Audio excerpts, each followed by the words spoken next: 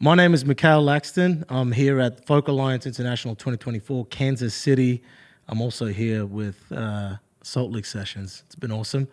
Folk Alliance has been interesting this year. This is my second time, and I like it. I'm looking forward to what's going to happen tonight. This is my last night here, so hopefully it's going to be a party. Music started for me when I was about 3 months old. My mum told me this story. She always used to tell me this story. Her first time going out after I was born was to one of my dad's concerts. And she put the stroller right up to the front of the stage.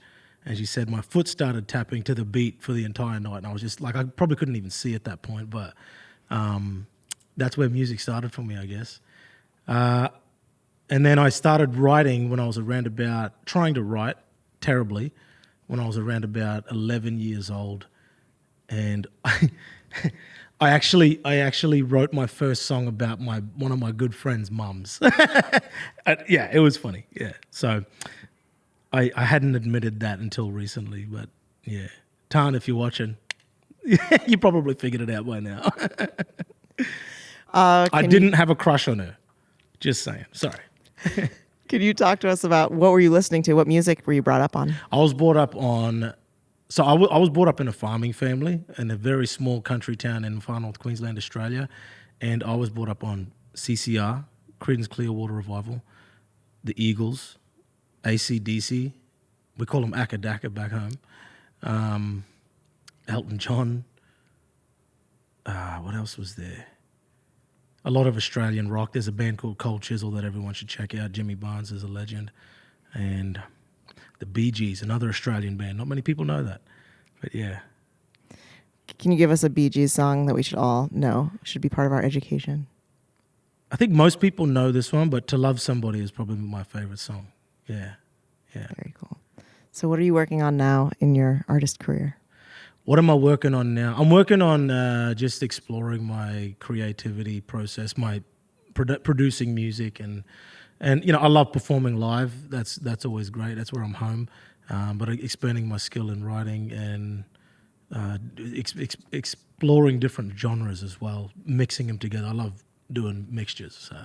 Can you talk to us about your writing process? Yeah, my writing process is unfiltered, which is very hard to do as a songwriter. I spent a lot of time filtering my writing so it wasn't too dark, or it wasn't too light, or too Christian, or too non-Christian, or whatever. And now I'm at the stage where I want to be honest with letting whatever's in me come out, and that be that.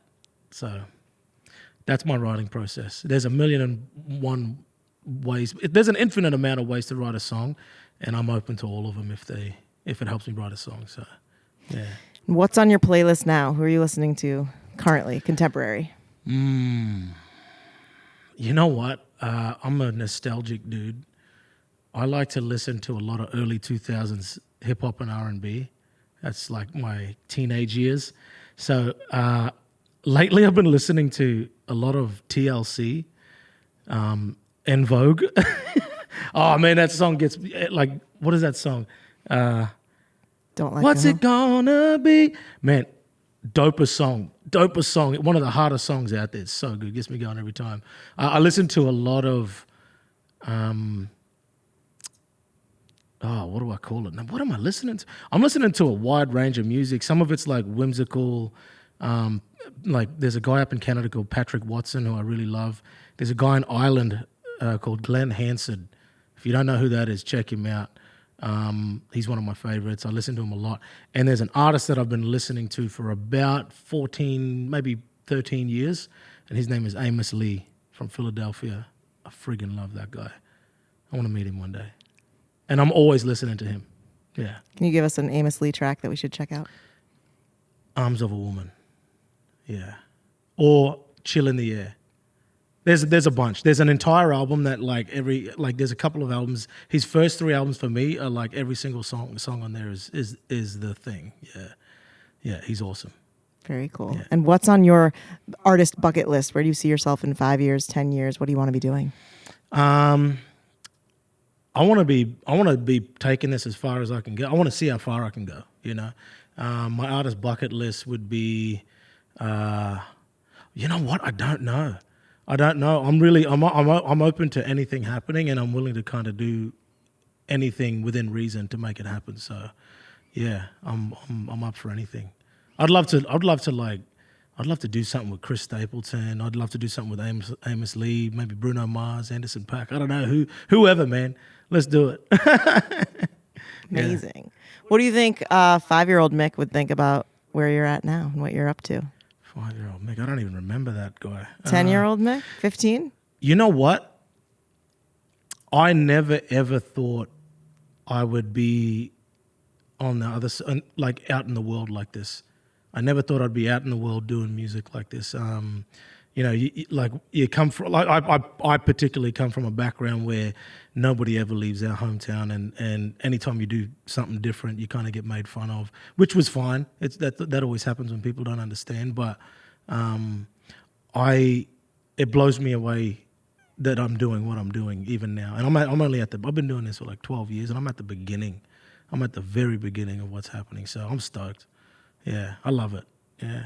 We're so glad that we were a stop on your journey. Thank you for being here with us, and my pleasure. Wishing you a beautiful Folk Alliance. I appreciate it.